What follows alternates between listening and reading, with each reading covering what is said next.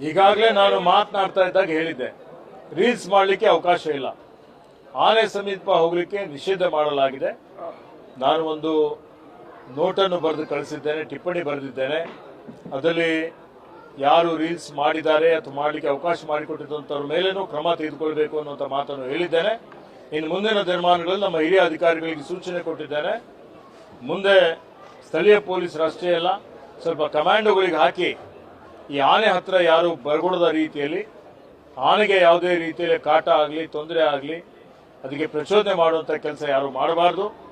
ಇವತ್ತು ಏನಾದರೂ ಆದರೆ ಅವಘಡಗಳಾಗುವಂಥ ಸಂಭವ ಇರ್ತದೆ. ತಮ್ಮ ಮುಖಾಂತರನೂ ಸಾರ್ವಜನಿಕರಲ್ಲಿ ಮನವಿ ಮಾಡ್ತಾ ಇದ್ದೇನೆ, ಯಾರು ರೀಲ್ಸ್ ಮಾಡುವಂಥದ್ದಾಗಲಿ ಅಥವಾ ಸೆಲ್ಫಿ ತೆಗೆದುಕೊಳ್ಳುವಂಥದ್ದಾಗಲಿ ಮಾಡಲಿಕ್ಕೆ ಹೋಗಬಾರದು. ಮತ್ತು ಇದೇನು ದಸರಾ ಮಹೋತ್ಸವ ಇದೆ, ಇದನ್ನು ಒಳ್ಳೆಯ ರೀತಿಯಿಂದ ಯಶಸ್ವಿಯಾಗಿ ಆಚರಣೆ ಮಾಡಲಿಕ್ಕೆ ಸಹಕಾರ ಮಾಡಬೇಕು ಅನ್ನುವಂಥ ಮಾತನ್ನು, ಒಂದು ವಿನಂತಿಯನ್ನು ಹೇಳ್ತೇನೆ.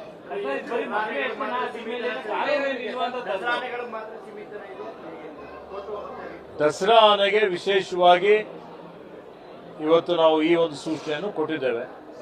ಯಾವ ಆನೆಗಳ ಜೊತೆಯಲ್ಲೇನು, ಉದಾಹರಣೆಗೆ ಇವತ್ತು ಸೆಲ್ಫಿ ಆಗಲಿ ರೀಲ್ಸ್ ಆಗಲಿ ಮಾಡಲಿಕ್ಕೆ ಅವಕಾಶ ಇಲ್ಲ, ಮಾಡಕೂಡದು. ಹೌದು, ಎಲ್ಲ ಕಡೆ